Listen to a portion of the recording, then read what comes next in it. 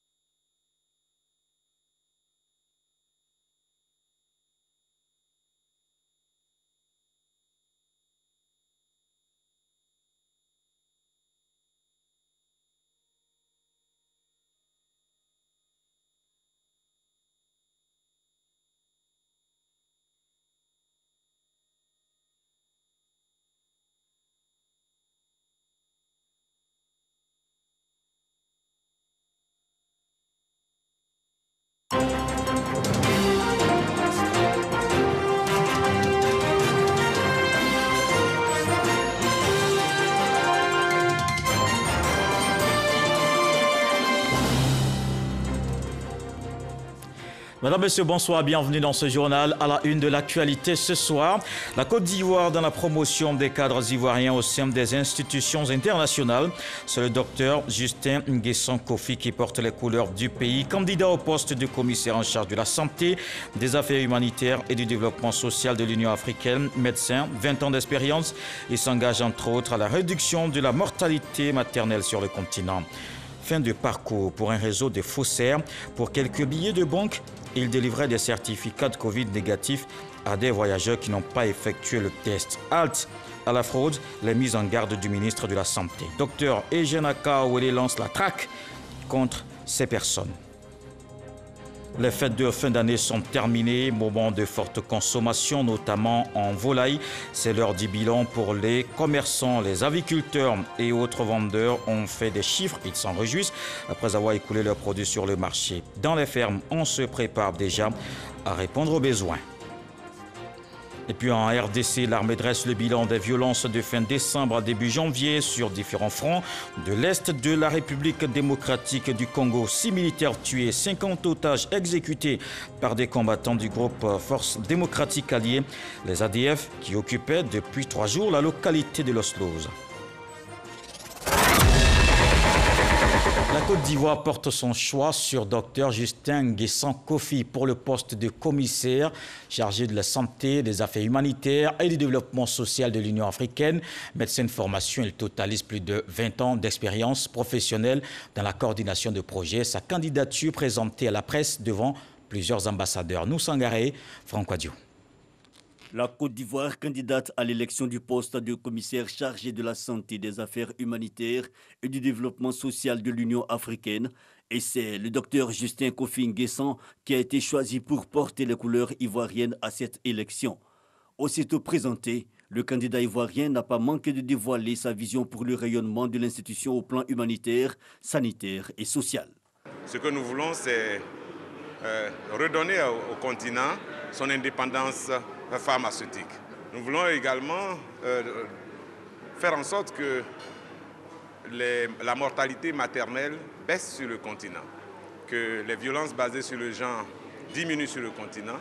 Nous voulons mettre en place un vaste programme d'autonomisation des femmes et des filles pour le continent. Pour l'atteinte de cet objectif, Justin Kofi peut compter sur le soutien du chef de l'État qui entend à travers cette candidature faire la promotion des compétences de cadres ivoiriens au sein des institutions internationales. C'est avec beaucoup de plaisir et beaucoup de motivation que la Côte d'Ivoire a présenté et soutient cette candidature. Au demeurant, celle-ci s'est dégagée après une présélection qui a vu le docteur Kofi Justin se placer premier. C'est donc une vraie valeur que la Côte d'Ivoire soutient au niveau africain. Elles étaient là. À la présentation de la candidature ivoirienne, des chancelleries n'ont pas manqué de marquer leur satisfaction. Selon ma modeste personne, je pense que le candidat il a le profil de prendre ce poste. Parce qu'avec l'expérience qu'il a au niveau de l'Afrique. Les élections pour le poste de commissaire chargé de la santé, des affaires humanitaires et du développement social sont prévues au prochain sommet de l'Union africaine qui se tiendra du 3 au 7 février 2021 à Addis Abeba, en Éthiopie. Les fêtes en général sont les moments où les populations s'approvisionnent le plus en volaille. Les récentes festivités de fin d'année n'ont pas manqué de créer le même engouement. Une semaine après, nos équipes sont retournées dans les marchés pour un bilan. On le verra, les aviculteurs se frottent les mains et se préparent déjà à réapprovisionner la chaîne de consommation qui ne s'arrête pas. C'est un reportage de Noussangaré et Issa Tionayo. Benjerville, nous sommes à la ferme de Mazalé, grossiste de volailles. Il a vendu des milliers de poulets pendant la période des fêtes. Sa ferme est pratiquement vide. Ici, dans ce bâtiment, on avait 2000 poulets de chair. Jusqu'au 31, à 2 h du matin, nous étions encore en livraison. Chose que habituellement, quand ce n'est pas le mois des fêtes, à partir de 18 h déjà, les livraisons sont bouclées. Donc ici, il doit nous rester autour de 50 poulets de chair. Voilà, mais il faut dire que c'était les plus petits. Spécialement dans ce bâtiment, on avait un lot de 1600 dindes. Donc là, on a terminé la vente. Tout s'est très bien passé. Et on souhaite que tous les mois soient décembre. Comme lui, Kindo, gérant des fermes, affirme aussi avoir évacué le stock de volailles pendant ces fêtes. Vendeurs et revendeurs se sont frottés les mains. Là, on a vendu tout dans le là. Maintenant, le niveau là, c'est ça qui est là. On n'a pas encore commencé à vendre. Ce qu'on a vendu là, c'est 3000, ça marche bien même. Mais l'appréciation est différente chez ce grossiste, revendeur qui estime que même si les cages sont vides, la moisson n'a pas été bonne en termes de revenus. Avant, on nous donnait à 3000 francs le prix de gros. Aujourd'hui, c'est à 3500. Il y aura des morts. Tu vas payer, comme on appelle, l'aliment des poulets. Tu vas donner les apprentis qui travaillent avec toi, tu vas les donner. Tu vas payer ton transport, aller-retour. Tout ça là. Donc quand c'est comme ça là, vraiment après la fête, tu t'en sors avec zéro, hein, franchement. Ce constat des cages vides, il est fait chez plusieurs vendeurs. Quelques poulaillers fournis n'incitent pas à l'achat, même si les prix restent inchangés pour la plupart des revendeurs. Je n'ai pas le choix puisque ce matin, j'ai prévu faire un truc à mon papa. C'est le prix seulement que c'est petit. Si ça tenait qu'à moi-même, j'allais laisser. Pour payer les transports, à l'escalier de trait, vers la Lépée, tout près ici à Benjerville, en tout cas tout est fini, à la ferme c'est vite. Nous savons que toute entreprise a été secouée par la Covid. On n'arrivait pas à vendre auprès des grossistes parce que quand il y a le coup-feu, les marchés fermaient pratiquement à 16 h. Les hôteliers, il n'y avait plus de passagers, il n'y avait plus de voyageurs, c'était aussi compliqué parce qu'aucun éleveur n'a voulu prendre le risque de faire venir des poussins. Les fêtes terminées, il faudra encore attendre 1 à 3 semaines au moins pour que les poulaillers soient ravitaillés en volailles. En attendant, on continue de rester vigilant. La Covid-19 est encore active dans le pays.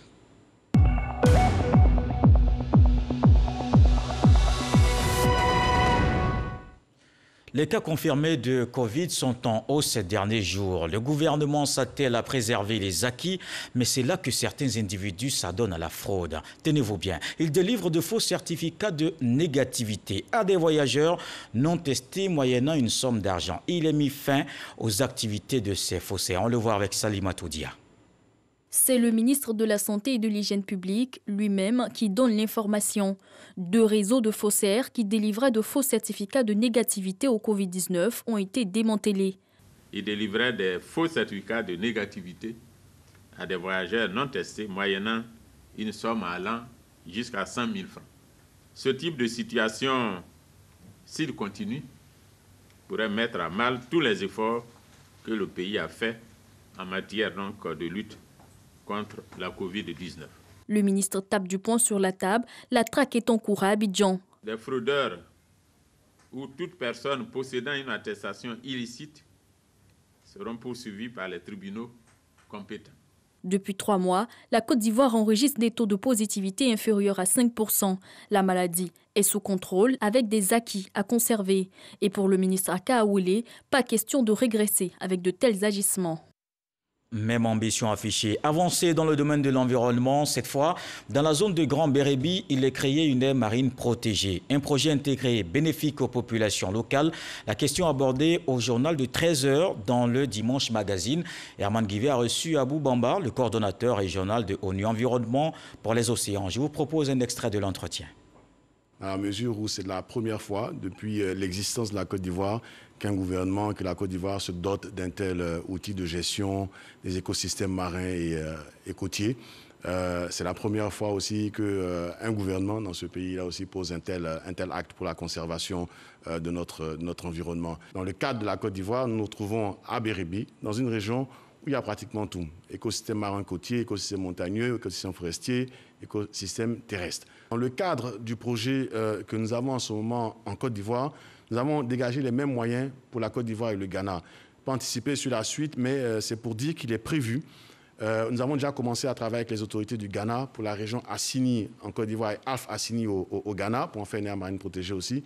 Au niveau du Libéria, tout ce qui est embouchure du fleuve Cavali, donc la frontière naturelle entre la Côte d'Ivoire et le Libéria, pour en faire aussi une aire marine protégée afin qu'on procède de façon intégrée, de façon régionale. La Côte d'Ivoire, le littoral, les 560 km de Tabou à Tiapoum, ici en Côte d'Ivoire, représentent une véritable opportunité de développement socio-économique. Lorsque nous appliquons les principes de l'économie bleue, nous arriverons par la pêche, l'énergie éolienne, l'énergie marémotrice, tout ce qui est tourisme durable, basé sur les côtes et les océans, tout ce qui est aussi développement agricole, mais qui ne pose que sur le littoral, c'est autant d'éléments qui vont permettre de gagner quelques points de croissance aujourd'hui en Côte d'Ivoire. La Côte d'Ivoire se développe vite et en rajoutant cet élément de mise en œuvre des principes de l'économie bleue, on arrivera encore à un développement beaucoup plus accéléré, à une création de richesses beaucoup plus accélérée et surtout à une distribution de richesses autour des populations littorales. Et l'onde de choc va se faire ressentir aussi à l'intérieur du pays. Avec Mamadou Kouassi, allons dans la région du Lodjibois. Le ministre Amédée Kofi Kwaku, en tournée de sensibilisation, ce cadre de la région appelle les communautés à la paix et au renforcement de la cohésion sociale. Il s'est rendu dans plusieurs sous-préfectures du département de Divo. R. Makono. Cette localité du département de Divo a enregistré un grave accident de la circulation causant la mort de 2 enfants. Après des manifestations provoquées par cette situation, le calme est de retour. Le ministre Amédée Kofi Kwaku, cadre de la région du Lodjibois, est allé à la rencontre des populations. Il y est également pour apporter la compassion du gouvernement, mais aussi pour appeler les populations à la retenue. Amédée Kofi Kwaku annonce des mesures sécuritaires. Donc j'ai demandé qu'on enlève les barrages et qu'on va mettre des doudanes. On va mettre des doudanes pour que les voitures puissent aller doucement. Le plus qu'il y ait de morts et de blessés ici au Goudou. Tout ce qu'on peut faire pour ne pas qu'il y ait d'accident encore au Goudou, on va faire ça. En tout cas, vous pouvez compter sur nous. Après R. Makono, le ministre Amédée Kofi Kwaku et sa délégation ont rencontré les différentes communautés des villages de Kwamekro et d'Ogoudou. À chacune des rencontres, c'est le message de paix et de développement qui est passé. Auparavant, on faisait la politique exclusive. Si c'est mon frère qui est candidat, il faut que je vote mon frère. Mais aujourd'hui, on a vu que cela ne nous est pas arrangé. Ça envoie tout un tas d'histoires. Donc nous avons besoin maintenant de faire une politique inclusive. C'est-à-dire celui qui vient, qui peut nous amener au développement. C'est la personne qu'on suit. Amédée Kofi Kwaku soutient que le climat de paix qui prévaut depuis des mois dans la région du Lotibois doit demeurer afin d'aboutir à des élections législatives apaisées. Les élections présidentielles se sont passées en octobre 2020. Nous savons tout ce qui s'est passé dans ce pays au cours de cette élection. Et il va y avoir les législatives.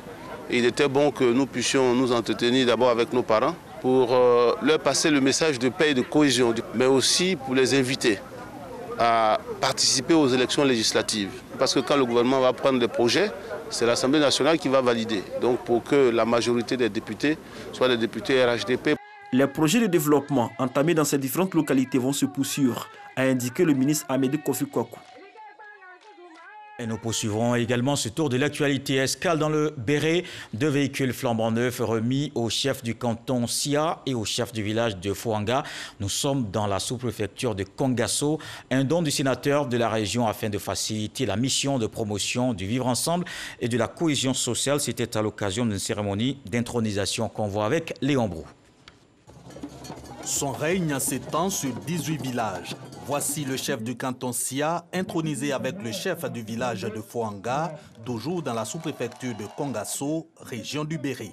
Descendants de chefs coutumiers, Badioti Oté et Sori Bagaté savent leur mission, telle qu'expliquée par les cadres et les autorités administratives. Fédérer les forces vives en vue du développement et aplanir les éventuels différends pour maintenir dans leur contrée la fraternité, l'unité, la cohésion, le vivre ensemble et la paix. Ces 2 véhicules, dont du sénateur du Béret, sont destinés à renforcer leurs capacités. Que le chef du canton et le chef du village aient des moyens de mobilité. Aujourd'hui, donc, vient de faire droit à ses promesses. Le sous-préfet, c'est un homme de paix. Il va donner des conseils. Que bon, non, il doit se comporter comme un chef. Donc, il n'est pas là pour régler le compte, il est là pour nous mettre ensemble. On peut tout avoir dans l'entente. Ces véhicules, bien appréciés des bénéficiaires au regard de la complexité de leur mission, avec la montée des crises du fait des problèmes fonciers et autres conflits, agriculteurs-éleveurs et de l'étendue de leur canton. Des missions désormais facilitées grâce aux sénateurs, reconnaissent les chefs traditionnels. Le rôle du président de la République, c'est ce que le sénateur fait aujourd'hui dans le Béret. Moi, j'ai fait des doléances. Il a dit, d'accord, lui ne peut pas rouler dans un véhicule et le chef du village est à terre. Alors, je vous offre 2 véhicules. Et il a respecté. Avec les 2 chefs traditionnels pour insuffler la dynamique de la cohésion et de la paix dans le canton Sia, le président des jeunes de Fouanga, Issouf Tioté, qui a été investi dans ses fonctions à l'occasion de l'intronisation des 10 chefs coutumiers. Le ministre de la Réconciliation nationale est allé ce dimanche implorer le Seigneur. Kwadio Konan-Bertin confie sa mission à Dieu. C'était au cours d'une messe d'action de grâce à la paroisse Sainte-Immaculée Conception de Fresco, une ville à laquelle il est attaché pour y avoir fait des études dans les années 80. Le reportage de Sam Konan. Le ministre de la Réconciliation nationale à la paroisse Immaculée Conception de Fresco, Kwadio Konan-Bertin, est venu implorer le Tout-Puissant Dieu afin qu'il lui permette de réconcilier les Ivoiriens. Une messe d'action de grâce a été célébrée à cet effet ce dimanche par le curé Joseph Dali. Dieu étant la sagesse, toute mission doit lui être confiée pour que celle-ci ait un sens et elle puisse se réaliser. Parce que c'est Dieu qui donnera l'orientation. Donc c'est ce à quoi répond à cette Eucharistie. C'est la sincérité qui va faire que nous allons arriver à la réconciliation. Donc celui qui est en charge de ce ministère-là, il lui faut vraiment le soutien de Dieu, il lui faut se laisser orienter, guider par le Seigneur. Kwadio Konan-Bertin fréquentait cette paroisse lorsqu'il était élève dans les années 80. Aujourd'hui, il y retourne en tant que ministre de la Réconciliation nationale pour demander à Dieu de le guider dans cette mission. Je pense, conformément à ma foi chrétienne, que cette mission, il faut que je la place sous l'égide de Dieu Tout-Puissant. Je suis venu ce matin me confier à lui afin que lui-même m'éclaire, lui-même me guide et qu'il me mette à cœur toutes les actions et toutes les paroles qui vont justement apaiser le cœur des Ivoiriens et nous amener à nous pardonner mutuellement. La veille, le ministre Kouadio Kona Bertin s'est rendu dans son ancien établissement scolaire et a échangé dans la soirée avec la chefferie traditionnelle et les parents du député Alain Lobognon. 40 ans de sacerdoce pour l'évêque Marie-Daniel Dadié. L'événement célébré ce dimanche à l'église Saint-Charles Borromée d'Adzopé. Célébration placée sous le signe de la paix et la cohésion sociale. Walter Amadou Ouattara. L'église Saint-Charles Borromée d'Adzopé abrite la messe d'action de grâce à l'occasion des 40 ans de sacerdoce de l'évêque Marie-Daniel Dadié. L'événement religieux est rehaussé par le soutien de parents et amis venus de France, du Libéria et de plusieurs villes de Côte d'Ivoire. Dans son homélie, le père Louis Kakou appelle les fidèles à être des artisans de paix. Il les exhorte également au respect des symboles de l'État. La célébration des 40 ans de sacerdoce de l'évêque Marie-Daniel Dadié est un moment de joie et d'allégresse salué par les personnalités invitées.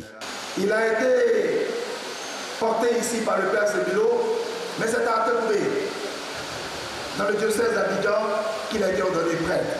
Et il a parcouru le monde avec un zèle missionnaire. De Yopougon, en passant par Katiola, Odiéné et archevêque métropolitain de Korogo. Il avait déjà vu que notre pays avait besoin de dépasser nos religions, de dépasser nos convictions, mais de regarder l'Éternel, un seul Dieu, Père de tous. Le ministre d'État, Patrick Hachi, secrétaire général de la présidence de la République et président de la région de Lamé, traduit sa gratitude à l'évêque pour le choix de la paroisse Saint-Charles Borromée d'Adzopé. Le jubilaire du jour, Monseigneur Marie-Daniel Dadié, a exprimé sa reconnaissance au président de la République, Alassane Ouattara, pour sa constante sollicitude. Si j'ai pu arriver jusqu'à la pratique, c'est parce que j'ai eu autour de moi des gens qui m'ont soutenu, des gens qui croyaient en moi. Cette célébration s'est achevée par un témoignage sur le parcours sacerdotal de l'évêque. Des présents lui ont été remis par des fidèles. Allons à Timbégélé, village de la sous-préfecture de Dabakala. Un éléphant menace la quiétude de la population. Le pachyderme a déjà détruit les cultures et des maisons. Vous allez les entendre, les habitants expriment leurs craintes. Timbégélé souhaite tout simplement que l'éléphant quitte la zone. Un reportage de Kouadio Kwame. Situé à 60 km de son chef-lieu de sous-préfecture d'Abakala, Timbégélé, village de plus de 1000 âmes, enregistre depuis le 17 décembre dernier un étrange visiteur, un éléphant qui passe ses nuits dans le village, toute chose qui crée la psychose au sein de la population rurale. Les dégâts ont débuté par ce qui tient d'habitation à la petite communauté Peul qui mène ses activités à l'orée du village. On a beaucoup peur. Un soir, on a découvert un éléphant dans notre campement. Et il a commencé à détruire nos petites cases. Bon, pour cela, on s'est déplacé. On a rejoint les gars du village. Une présence qui a fortement modifié les habitudes des habitants de Timbégélé. Actuellement, on n'arrive même pas à dormir. À partir de 17 h seulement, tu t'amuses à te promener seulement, il va faire des dégâts. L'essentiel, le plus difficile même, s'il sent l'odeur de manger dans ta maison seulement, tu es foutu. On ne peut même pas aller au champ. Depuis le 17 décembre jusqu'à présent, on perd le riz à manger.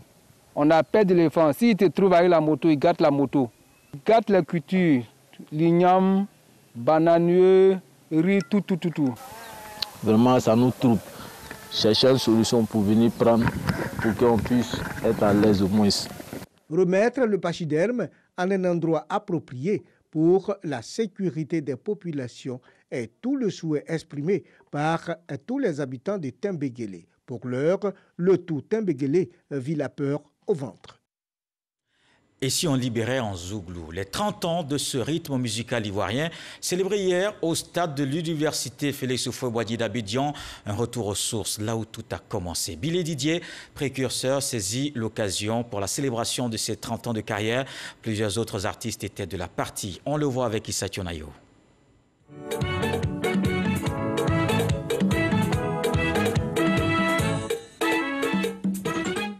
Boklo Kofi, c'est le titre qu'il a révélé au grand public en 1990.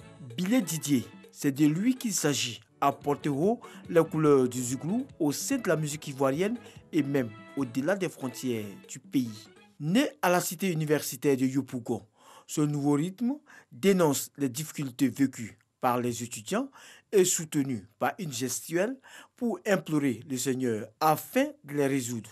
C'est cette musique qui a aujourd'hui 30 ans.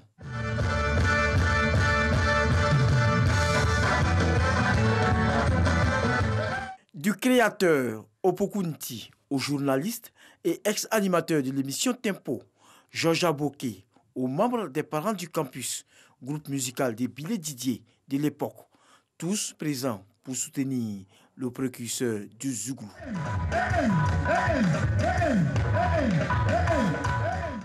On a rencontré en 1990 nos amis du campus Ambiance, à commencer par Billy Didier. Je me suis dit, c'est ça qui va faire la musique ivoirienne parce que ça n'appartient à aucun groupe ethnique de Côte d'Ivoire. Avec toute l'éclosion de ce qu'on appelle la nouvelle génération et les anciens qui vivent encore, le phénomène, la graine a été bien plantée. Autre attraction, Aïbébou et photocopie. L'un, compagnon de scène de l'artiste, et l'autre, admirateur depuis l'enfance du chanteur.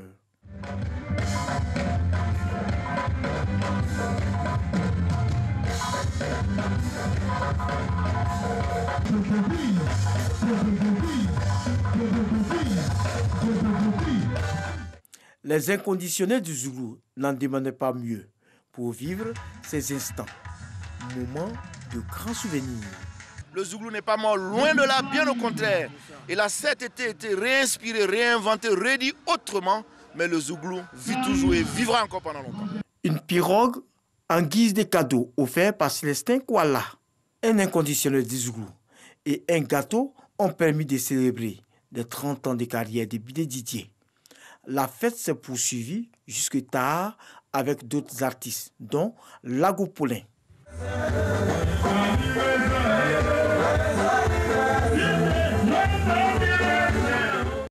Vive le zouglou. Dans le reste de l'actualité en République démocratique du Congo, l'armée dresse le bilan d'une effervescence inhabituelle enregistrée fin décembre, début janvier sur différents fronts de l'Est de la RDC. 6 militaires tués par la population et 50 otages exécutés par des combattants du groupe Forces démocratiques alliées. Le 5 janvier, l'armée a lancé une offensive pour déloger des ADF de la localité de Los Dos qu'ils avaient occupée pendant 3 jours. C'est dans leur débandade qu'ils ont commis ces crimes. Le 31 décembre, au moins 25 civils ont été tués par des combattants ADF d'origine ougandaise dans le village Tingwe. Comme tous les dimanches, place au tour de l'actualité internationale. On fait le point de ce qui a marqué toute cette semaine d'informations dans le monde. Le 7 sur 7, c'est avec Abou Sanogo.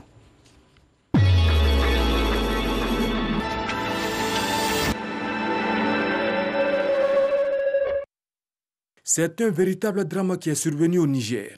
100 personnes ont été tuées dans les attaques de 2 villages de l'ouest du pays en pleine élection présidentielle. Un des pires massacres de civils dans ce pays et au Sahel, régulièrement visé par des groupes djihadistes. La double attaque qui n'a pas été revendiquée et a été perpétrée par des terroristes venus à bord d'une centaine de motos pour attaquer ces 2 villages. Le président sortant Faustin Archange Touadéra a été déclaré vainqueur de la présidentielle du 27 décembre 2020 avec 53,92% des voix par l'autorité nationale des élections. Une victoire qu'il a réussi alors qu'un électeur sur 2 n'a pas pu voter. Un immense défi latent. Relever un pays et une population meurtrie par la guerre civile, une économie totalement détruite et regagner un immense territoire sous la coupe des groupes armés. Plusieurs personnes ont été tuées dans le centre du Mali, l'armée française affirmant avoir frappé des dizaines de djihadistes, tandis que des villageois et une association locale parlaient de civils atteints par un appareil non identifié lors d'un mariage. Des manifestants pro-Trump sont parvenus à s'introduire dans le Capitole à Washington, interrompant la séance consacrée à la certification des résultats de la présidentielle. Ils ont fait irruption lors des débats de la Chambre des représentants, ont investi les terrasses du Capitole et provoqué l'évacuation des bâtiments du Congrès. Un nouveau palier est franchi. La Covid-19 a fait 200 498 morts sur plus de 212 millions d'habitants au Brésil.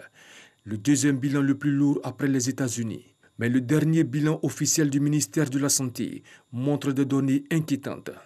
Un record de nouvelles contaminations et pas moins de 1524 nouveaux décès enregistrés au cours des dernières 24 heures. Le deuxième chiffre le plus élevé depuis le début de la pandémie. Le Parti congolais du travail a investi officiellement vendredi Denis Sassou Nguesso comme son candidat à l'élection présidentielle qui doit se tenir au plus tard le 21 mars. Le Parti congolais du travail, qui a cumulé 46 ans au pouvoir, a tenu jeudi et vendredi dans la capitale la première session extraordinaire de son comité central pour décider cette investiture. Denis Sassou Nguesso, 77 ans, dont 36 au pouvoir, de 1979 à 1992, puis depuis 1997, ne s'est pas encore prononcé. Au lendemain du crash d'un avion indonésien en mer avec 62 personnes à bord, des morceaux de corps et des débris ont été retrouvés dimanche au large de la capitale Jakarta. Les autorités ont par ailleurs affirmé avoir localisé les boîtes noires de l'appareil. Aucun détail n'a été donné à ce stade sur les causes possibles de l'accident. 50 passagers, dont 10 enfants, et les 12 membres de l'équipage se trouvaient à bord. Tous sont indonésiens.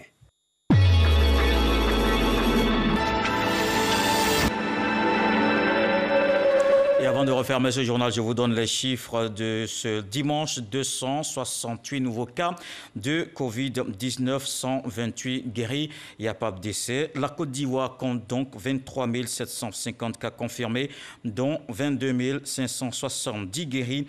Le ministère de la Santé appelle les populations à continuer l'observation des gestes barrières. Voilà qui m'interme à ce journal. Merci de l'avoir suivi. Demain 20h, retrouvez Fatou Fofana. Je vous souhaite une fructueuse semaine. Ce soir, le sage dit, qui recherche son chameau ne fait pas attention aux chèvres qu'il rencontre en chemin.